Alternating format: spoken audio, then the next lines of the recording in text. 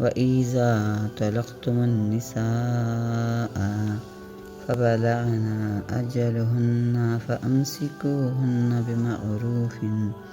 أَوْ سَرِّحُوهُنَّ بِمَعْرُوفٍ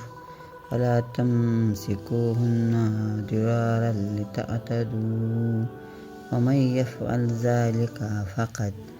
ظَلَمَ نَفْسَهُ وَلَا تَتَّخِذُوا آيَاتِ اللَّهِ هُزُوًا وَاذْكُرُوا نِعْمَةَ اللَّهِ عَلَيْكُمْ وَمَا أَنْزَلَ عَلَيْكُمْ مِنَ الْكِتَابِ وَالْحِكْمَةِ يَعِظُكُمْ بِهِ وَاتَّقُوا اللَّهَ وَاعْلَمُوا أَنَّ اللَّهَ بِكُلِّ شَيْءٍ عَلِيمٌ۔ اور جب تم عورت کو طلاق دو اور ان کی میعاد آ لگے تو اس وقت تک بلائی کے ساتھ روک لو یا بلائی کے ساتھ چھوڑ دو، اور انہیں زور دینے کے لیے روکنا نہ ہو کہ حد سے بڑھو، اور جو ایسا کرے گا وہ اپنی ہی نقصان کرتا ہے۔ اللہ کے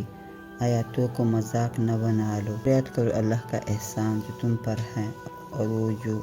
تم پر کتاب اور حکمت اتاری تمہیں نصیحت دینے کو۔ اللہ سے ڈرتے رہو اور جان رکھو کہ اللہ سب کچھ جانتا ہے۔